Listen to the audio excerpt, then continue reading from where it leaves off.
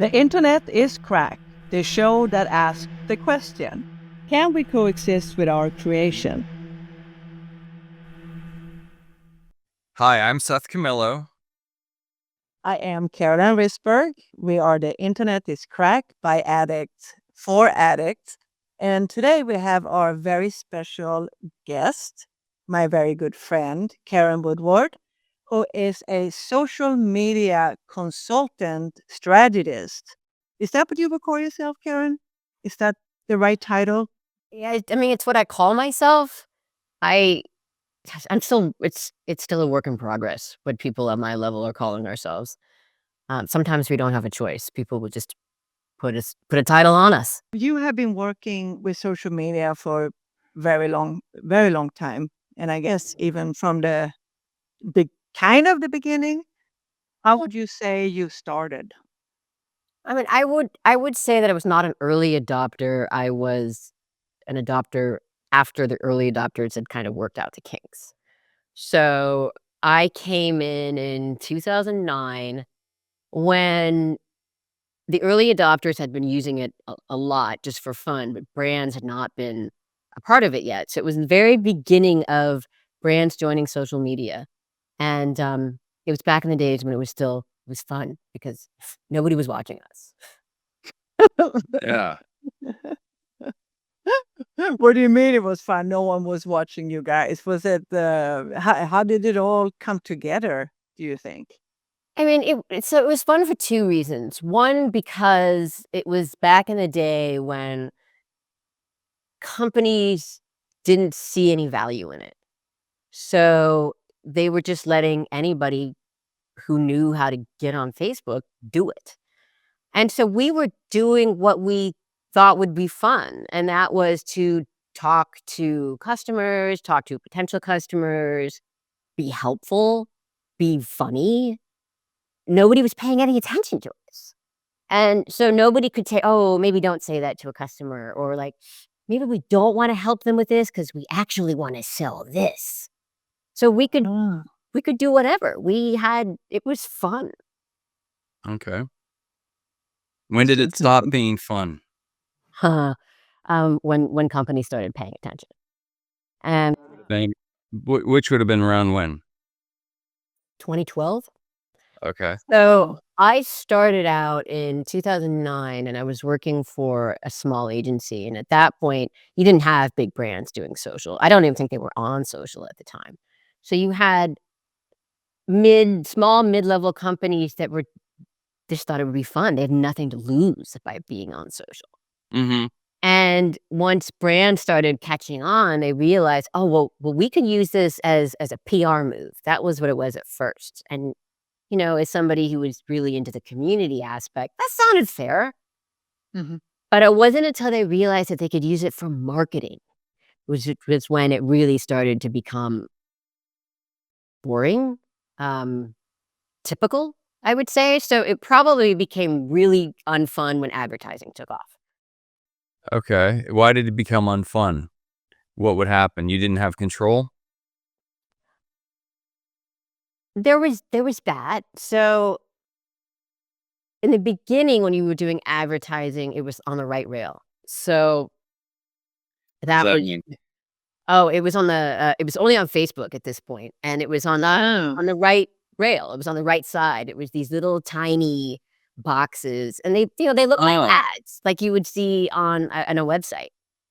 And we were in charge of that, or I was anyway, and it was still kind of a game because you only had a certain number of characters. I mean, it was really small amount of characters, and it was still kind of fun. The targeting was kind of loosey-goosey. It wasn't sophisticated, but it was sophisticated enough. So it was still a game as to how you could reach people. And then once Sheryl Sandberg came in to Facebook and they took the ads off the right rail and put them into the feed, then it became just a whole different beast. And it was taken away from me at that point. I was doing ads for Comcast Xfinity, and I was happy because it was more than I could keep up with. And then, that was when they wanted to, in order to get money to hire an agency to do the ads, then you had to start selling social up to your boss. So you had to explain why it was important. And if you were successful, the boss understood why it was important. And then they started thinking, oh, well, now we have to have like an ROI. Like we need to like be selling things. And why are we wasting time talking to people? Like we just need to be selling, sell, sell, sell. Oh, And it stopped being fun. It started just being another arm of marketing. interesting. The lucky companies chose people to do social who at least were smart enough to know what you shouldn't say, right? Right. And so you got people who, I don't know, inherently understood how to do it. And I think I was one of those people. You could be friendly and helpful while at the same time not, giving away secrets or Do you think that it coincided a little bit with maybe the unfunness of the internet in general as things started to become more corporate and less yeah. individual? Yeah, probably. It's just again, it was the marketing department became more sophisticated, and they in turn had to educate their bosses because they held the purse strings. You were never going to get budget to do anything if their bosses didn't understand. And then the bosses, all they saw was dollar signs, right? A lot of these agencies were expensive, still are. And you had to justify that cost. Right. Because I was thinking, like, in the very beginning, for me, when I went on Facebook, that was more, like, at least how I saw it. And, you go on and you meet your friends, what's going on in the street, and you're going, yeah, like a kind of a community. But you're saying it's constantly, it just started to really change and becoming a marketing place. And it's not even fun being on those things anymore. It wasn't. And actually, you know what? Now that you've mentioned that with the community aspect, I would actually back up. So it became less fun for sure when Facebook started paying attention to advertising and being more sophisticated. But I would actually go even further back and say that it really deteriorated when News Corp bought MySpace. Okay. Because that is really when they started seeing it as a place to sell things. And people left MySpace in droves. I mean, I'm sure there are master's theses all about that. One In of fact, the somebody in my master's, when I was getting my master's degree, somebody wrote about MySpace, and it was, I think, shortly before Rupert Murdoch had bought it. So she was studying the community aspect of it. Well, I feel like people have begun to curate their Facebook and Instagram, even people who aren't influencers. It was so far away from influencers. I mean, the biggest influencer at that point was probably Tom from MySpace. Yeah. Yeah, everybody was saying it's Tom from MySpace. He's probably living on an island somewhere. No, there was an article recently about what happened to Tom from MySpace. I can't remember where he is. He's, and he made gazillion. He's in maybe he's just probably a VC at this point. Yeah. Yeah. So bring us up on the timeline. So became unfun. People realized the value of marketing. They wanted ROIs. And then what happened? I think that agencies started forming around it. There had always been creative agencies, advertising agencies, and they were smart enough for the most part to get on board and to make it part of their offering. And as anybody who's ever worked with an advertising agency knows, they're really expensive. Yep. But who didn't get on board, who should have, is publicists. Oh, Did they miss that boat? That's a really good point. Yeah. oh, yeah. I mean, publicists now, they are, for the most part, monthly, charge a monthly fee, and they just, I don't know, they, like, pretended that it didn't exist, and now, like, why would anybody hire a publicist who didn't do social? It's the whole reason. Well, I've Nobody got wants to get on magazine covers. Who cares about that? I think the kids that are coming up now in their 20s, early 30s have learned the sweet of, well, I think they've come up not wanting to be filmmakers, but wanting to be YouTubers. Oh, And no, they don't care about making movies. That's for exactly. Well, yeah, all the soft, they know all the software to make things bounce around and how long each should be and aspect ratios and they've just become masters of. Yeah, I think the goal is to become an influencer, become amazing at doing social media rather than if you talk to a 25-year-old, like, I want to make the great American movie, it has It doesn't been exist anymore. has been replaced. And I want to make the great American movie. I don't want to make the great American ad for Instagram. Well, you're not going to get a lot of At that. least we call them digital natives. They grew up watching short form content. Yeah. So they want to create short form content. And they don't go to the movies for the most part, unless it's a Marvel movie or something. They want to create short form content and they're good at it. Very Yep. good. I mean, we don't really like it because we grew up on movies and TV shows. But for them, something that's an hour long is like, oh my God. Mr. Beast said he would rather hire somebody. I've said this before, but I thought it was so interesting.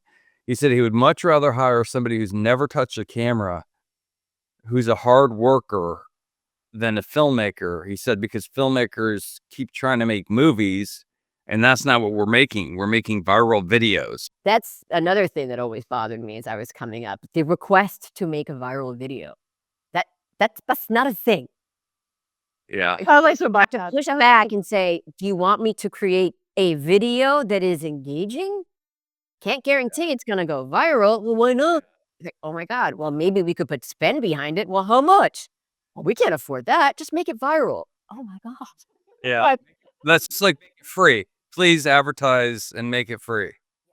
And how could you? How do you make it viral? Do you know how is? No. Nobody knows that secret. No, Mr. Beast makes viral videos, but they're viral because they are Mr. Beast. Anything he does goes viral. He's gamed the algorithm. He's a genius at gaming the algorithm. That's his skill set. He's not necessarily a filmmaker. No, I don't think he would identify as one either. No. Hey, I love it when they cut out the pauses between words just as you're talking. No, it's not even somebody having a thought in a moment. They just cut out the extra 10th of a second, 20th of a second between the words just to make it go that much. Just part of the dumbing down of society, right? We don't even want to make it look like people think anymore. And by the way, there are AIs that will do that. Oh my You don't have to hire a person. Goodbye, editor. And the AI will do that for you. That is just terrifying. I do think like with the AI and talk about AI. I mean, what do you think? How do you think AI is it gonna take all the jobs? Yeah, well, as you know, Caroline, I've become mildly obsessed with AI. I think anybody who doesn't think that corporations' main goal with AI is to get rid of employees is not paying attention. Do I think it's going to happen next year or within the next 5 years? No. But if I was entering the workforce right now, I would be very strategic in how I chose whatever job I was going to do. Well, can I give you an example, which is StreamYard, what we're using right now. I just gave StreamYard a plug. But at the end of it, it processes all our footage, and you have the option to have it go through as an AI and pick out clips and design a nice, attractive 9:16 clip. Oh, sure. Yeah. And it names it. So it does 4, and it's usually right on. Yeah, no, I've played around with those types of AIs. I think they're super fun, by the way. No, it's amazing. There are some that are better than others. That will pick the exact moment and call it the exact right thing, and will write like a social post for you with hashtags. It's crazy. It's crazy. Like, do we need celebrities, big stars? Well, the conversation with a friend of mine who's a neuroscientist, and I said, well, I'll never cry at a AI created movie, and she simply said, yes, you will. Yes, I'm like, want to bet? Yeah, you will. Yeah. Yeah, you So will. I don't Because it will become the new normal. it will, yeah. Yeah, People will laugh. In 50 years, people will be like actual like human beings played characters. It's going to be mind blowing to them. Because we talk about Prince and what a huge personality he was, and how much his music was influenced by it being from Prince. And is some avatar going to catch my attention and take that place for me? yeah, but then also in the same time, we are older, so we are used to the trends, the it factors of all of this. But what's going to happen when the kids they're going to lose that AI, the same attachment. It's going to it's going to change. It's going to Well, I change don't how they look at it. I don't know. maybe, but is that true? Because they don't have attachment to movie stars, but they definitely have attachment to influencers. I met Logan Paul when I was at Comcast, and we did an entire campaign with a bunch of influencers, and that's how I met a bunch of them. I met Logan Paul, and he came in like this, like a hoverboard type of situation. Like he was like Marty McFly. And he came in with two other guys who were apparently also influencers who weren't in the campaign. They were just his friends. I didn't know any of them. And my young coworker who couldn't come to this, she was going batshit crazy because Logan Paul was going to be there. And, remember this, I don't know what he's like now, but in the early days, he was so gracious. And I did, will you create a video for my coworker? She's a big fan. He's like, oh, sure. And he grabs it and he just, in one take, because this is what they do. They don't take multiple takes. One take, does the cutest video.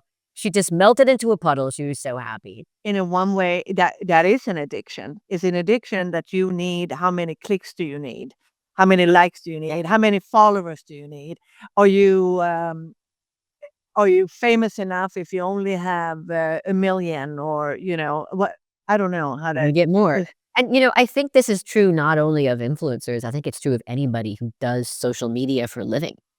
The young people who are in charge of brands, it's become an addiction there too.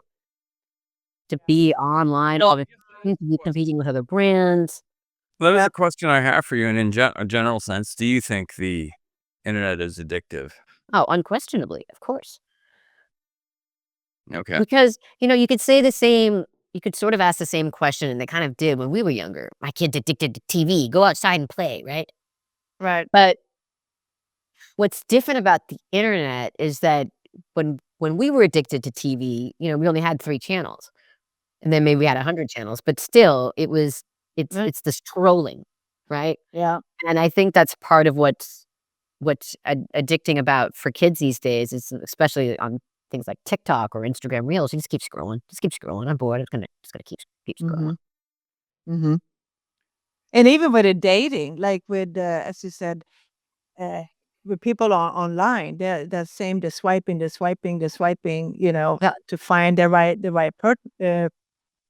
Not even I don't even think they look Well, it's a partner. game. The whole thing is a game. Yeah. So, it's the gamification of dating. It's the Mhm. it's posting on social. It's become the gamification of your life. Yeah. It's all game. And they make money by making it addictive. Let's not lie. Of course. Yes. And that will never change. If you don't give your child a phone or whatever, then they're gonna be the weird kid who is not belonging anywhere. So you Yeah, and then they have no do that. Then they have no friends. The average teen spends 9 hours a day on the internet, and they spend 93% of their free time on the internet.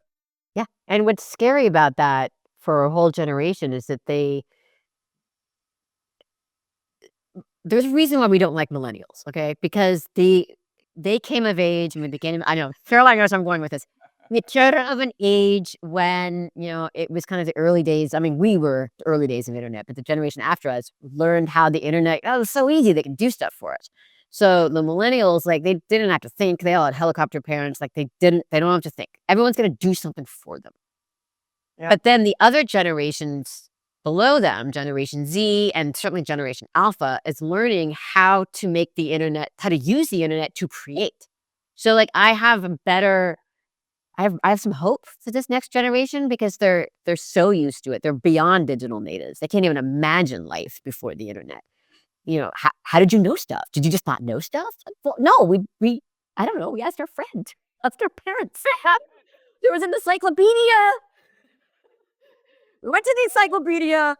And so I have hope to this generation in terms of creating and being smart, but I do worry about the dumbification of us as a society for sure.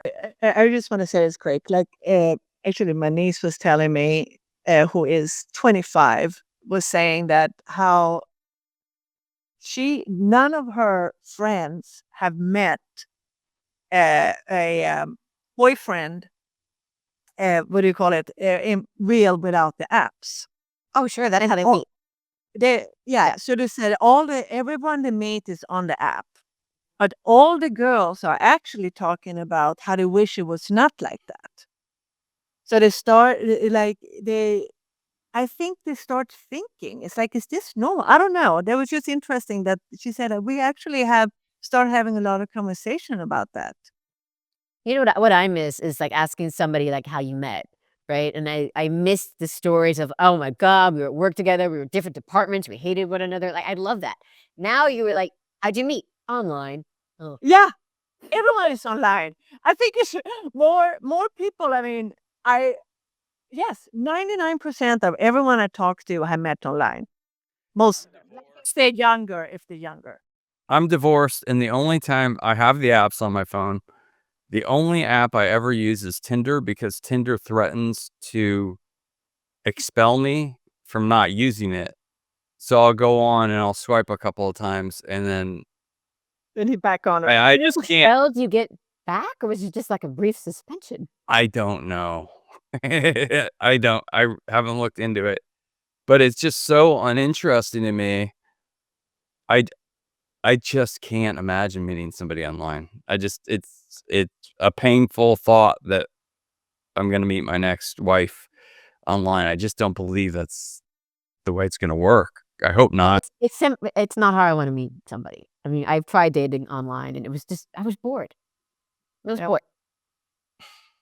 But one thing I would like to just to transition a little bit, in our, our time is that Eric Schmidt, the former CEO of Google, has said AI is being dramatically undersold. The importance of it. But He agrees with us. Okay. yeah, and it was he would agree with us, and then even more. Okay. He says that it's not even people haven't even come to grips with what it means. And Peter Thiel, who was co-founder of PayPal and also Capitalist now. yeah, well he was the first investor in Facebook, first outside investor in Facebook. And he said, all those movies where the aliens come down, they're super smart, and we don't know whether they're going to be good or bad. He said that's exactly what's happening right now, only you're making the alien. Yeah, we're making it. Yeah. Yep. So I don't know what the next 10 years is going to be. Like, I have no Anybody clue. who thinks it is not taking their job is not paying attention. They're not worried enough. All these people, "Oh, it's just a tool." No, it's not. It's Yeah, just it's a not. tool now, and I'm guilty as anybody of using it, but if it stopped there, okay, great, but it is not going to stop there. Corporations will take any reason to get rid of employees because they are what cost corporations the most money. Yeah. Yeah. No, you're I've refused to use Chat GPT for anything I do artistically or basically anything other than playing with it. And my friends are like, that's gonna last, another couple of months. So because the deadlines and everything is changing to incorporate Chat GPT in it. And unless you use Chat GPT, you're not gonna get your work done in the quality and the time that That's deadlines and the amount of hours you have to do things are becoming, shrinking. fewer and fewer. I would never use it to write a book or something, but it'll happen. No, It'll happen. it will happen. It will. Which is crazy because it's training itself, no matter what they say, on other Yeah. people's work. Yep. How is this not just a giant copyright infringement? Yeah, but on the other hand, that's what artists do. Musical artists, you mean? Like, Well, artists, we all train ourselves on other people's works and then reinterpret them, make our own Yeah, I mean, if I believed it was as simple as that, then I wouldn't be quite as concerned. But again, it comes back to the stupidification of people. We're more influenced by it. You see something that you like, and you see if you can do it. You try to mimic it, but we don't know how these LLMs are training themselves. And my dad's a math. Picking up stuff verbatim. That's not training. That's stealing. And my dad is a mathematician. He says, "Oh, it'll never prove real theorems," which is, of course, untrue. What? That's going to be the first thing it does. Yeah, we had Seth and I. We actually had a conversation the other day about. Oh, my thing. What I actually was asking because I'm from Sweden and I have a different life experience than some people. And for example, with you, Karen, where you from, you have different life experience, and same with you, Seth. So I'm thinking when you write, my experience, what I know, in my view, would be obviously different from you guys. And even if you write about the same story, if that makes sense. Where I think like when it comes to AI, how would it know the difference from a girl that will grew up like as a writer, grew up in Sweden, and my family and my thing, like everything has an impact on your life, and that's my voice. So my voice as a writer or whatever I'm doing must be different than other people. And I feel like this is just me thinking a little bit too much. So what about AI? It doesn't have that voice because the AI have not that kind of experience. Or could AI be a better writer and get it? I don't know. Does that make sense? Well, it lacks depth at this point. Yeah. It can't create a character and an arc, I would say, based on a character's experience or what a character has learned. Again, that's why it's really good for marketing docs because there's no depth required there. But it will have that depth, and it will understand you, and it will understand the subtleties of the way you write. If you give it samples, if you talk to it, and it's training to be Caroline, but better in terms. Yeah, Simba state too. You can train it to remember things, and they're getting better about that. And Like the last time, the last time we did a marketing proposal, we mentioned this. Like, oh, right, we need to talk about that. I think there will always be a space for creativity because I am just not quite cynical enough to believe that passion in human beings will go away. And I think that it will just find other ways of being creative, whatever that may be. So if I was to, I don't know what I would tell people who are entering the workforce now. I mean, I've got nephews who are looking for jobs, and Right. one is going into the medical field, which is probably safe for a little while. safe for now. And unless you work in research. Although I still think there's somebody who has to make sense of the research, but again, AI will take that over. I think caregiving. I think that is going to be it already is. It's one of the most in need jobs right now. In Japan, they have robots doing that, by the way. Oh, that's terrifying. Yeah, but I mean, a companion said you can get an AI to do that as well. Yeah. I mean, come on. I don't envy those kids. I don't know what they should do right now, and especially right now when I think the only thing to do is make a podcast about what's happening. That's the only answer that I can think of. Yeah. I think it is just growing. So I mean, two things. Elon Musk has said, and several other people have said, I'm much more fearful of AI than I am of nuclear weapons. Yes. And number two, he said, even if things slowed down and it was another 10,000 years before we achieved AGI, i.e. a computer that is smarter than a human, he said, that's still incredibly fast. I mean, we are moving so fast. Yeah. That I mean, and I think Eric Schmidt is right. I don't think people have quite, including myself. I think it's very hard to think about everything going away, as you know. Well, it's the boiling frog. It's not going to go like that. It's before we know it, there are no jobs. But Yeah. it's going to make Right. sense as it goes along. Yeah. And we're just going to look at it, on our deathbeds and say, gosh, remember when we had jobs? I have a friend who works in robotic. He makes robotic.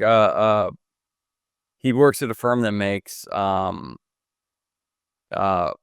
software for robots, and he's like, yeah, people really don't like robots that look like humans. So when they're working in alongside them, it scares them.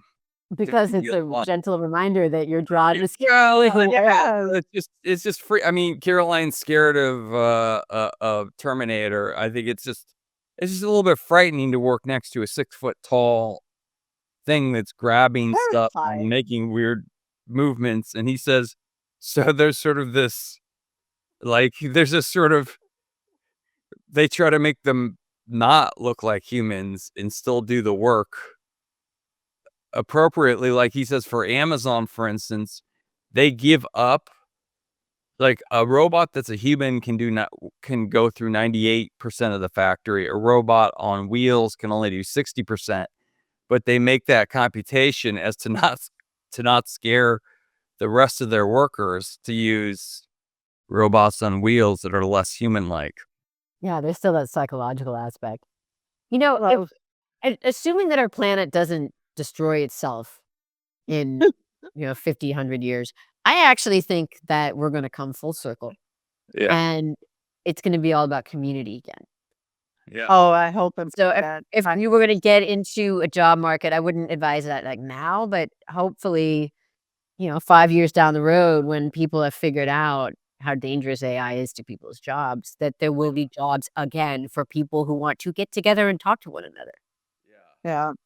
I would be still gonna need might be a way to go. That's, any kind of community place where people gather. I think as long as humans exist, we will always have that need.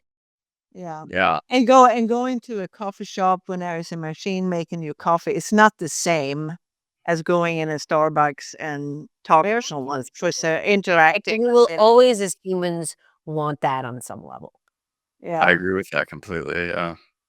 And I think you're right. I mean, I hope so too, that we actually go back in a full circle after a while, when it's like, okay, it's enough. It's enough. We can't live like this. And then maybe we need to boycott it some kind of way and say, no, I'm going to go to a coffee place that is a real barista.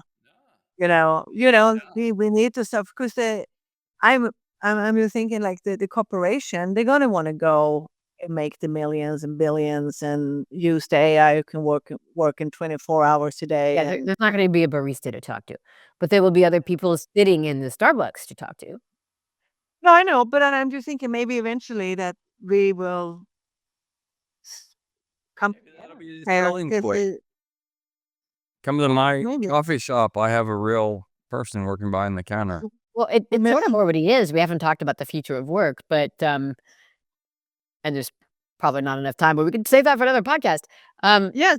That for young people, coming into the office is sort of a selling point, because not every day, but they also don't want to be at home with their roommates. Yeah, with their roommates, and they want to go and they want to meet people. That connection, that need to connect, will never go away, I don't think. But what then, when now we do, and I agree. I think we really need to, but with more and more people working from home and you doing all this, so I think it's great. But do you think that, as you said, like, are we going to need to maybe at least once a week going, especially younger ones? I'm fine with being at home. But going out, and I think older people, no, we don't care. Right, we don't care. Right. We got stuff going on, and if we want to meet people, we will just go somewhere. But and we already have a friend. it's easier, it's more structured, and I think that that's kind of necessary. And I hope that they realize that it's also it's a good place to meet the people who are going to help you in your work later. I mean, some of the people who help me and hire me today are people that I worked with, closely in an office. Which is not to say that I think that we all need to go back to work, because I do not think that we have to be in an office. No. But it all centers around the same idea: this need for connection and to be with people, to flirt with people, and to have your work bestie. And it's hard to have. How many times you've been on a Zoom that you've been back chatting with somebody like, holy shit, she's mad now, or whatever, right? Right. And you have that in, an office meeting. You just kind of quiet nudge or just kind of quiet look. I mean, that's silly as it sounds to even say. It's important. As, No, it's very important. I agree. Sorry. Yeah. as a person who's grown up without the internet and then the internet came, I feel like I'm a different person now than I was before. I feel like I need less contact with people. I mean, it's just a very different. I mean, I Your do. age though, too. No, Yeah. I don't think that's it. I think it's Mm. I think it's the addiction of scrolling and feeling like I'm doing something, feeling like I'm I'm somehow learning and somehow growing. I don't think it's just aging. I think it's got to do with the landscape and the I way think it's people interact. for the worse or for the better. I think it's changing for the worse, but I know that that would be a controversial statement. But you're asking my personal opinion. I think it's changing for the worse in in an incredible way, and I think we'll find out 20 years from now, how it's affected people long term. But I think it's definitely changed my life in a way that I'm really not proud of, to be honest. My ability to not need people when I was a person who needed so many people before, and I think a lot of it has to do with just the ability to scroll, go on Facebook, to sort of satisfy that need without actually fully satisfying that need. So my perspective as a shy person is that I agree that it's changed me, but for me, it's changed me for the better. Oh, And it's for two reasons. One, because it's easier for me to connect and meet people online. okay. And I have lots of people that I chat with online that I've never met and will probably never meet. Interesting. Which of course probably goes against what I just said about connecting, but I think it's a different way to connect. But Yeah. it also gave me a job. It gave me something I was good at. I was really good at being a community manager, which was my first real job as a doing social and talking to people and helping people and Mm-hmm. being, friendly. Yeah. And that was a lot easier for me as a shy person to do it from behind, a Twitter, Very interesting. Facebook, than it would have been had I had to sit in a room and talk to people, which I would have found exhausting. But the ability to think about what I'm going to say at first, and the ability to maybe just ignore it for a second, like go to the bathroom, like that, it's really worked with my own communication style. Very interesting. That is interesting. Yeah, because I have a For me, tendency to speak before I think, and if I have to type it out, it forces me to think before I type. Interesting. So maybe it just has to do with personality type, whether Yeah, how it affects you. yeah. Caroline, what about you? yeah. No, yeah. For me, I I think I do better when I actually, well, it's always the stage when you are the first person in the room and you don't know anyone else. That's always hard. But when I actually start talking to people, uh, they say you go to a party, right? And you don't really know anyone. That's that's terrifying and it's hard to get in the room. But when I start talking to people, I love that. I love the connection. I love the feeling. Yeah, Yeah. it's like you are a shy extrovert. So as Yeah. long as you have somebody who will open the door for you, whether that be, your Yeah. spouse or whether that be maybe So you're maybe a hybrid of us. So if somebody else can open the door, whether it's a real person or whether it's just having met online in a chat room or whatever, once you're in there, it frees you up a little bit. Then I get almost high of it. Can I say like, Yeah, look like at an it? extrovert. It's sort of a fascinating thing to see as you come out of your shell. Yes. But I need to do that. You're right, because you know me. I do need that introduction. I know you got to go, but once again, I just want to say thank you so much, Karen. Love you so much. And I love your insight and feelings about this huge, huge subject that is, I don't know, maybe going to kill us all eventually, or we just going to be. For sure, will kill us all. Okay. Well, On thank that you. note, On that note, I'm not positive. can't wait for part 2. Yes, wait for part 2. Thanks, Will they guys. survive? All right. Thank you so Talk- much, Karen. Thank Bye. you. Bye. Thank you for watching or listening to The Internet is Crack. Join us next week when we have Professor Oprah Terrell on the show to talk about the Australian Parliament banning social media for those under the age of 16 years old. You can watch us or listen to us on YouTube or Spotify or many other outlets. And don't forget to follow us on social media. See you next Monday.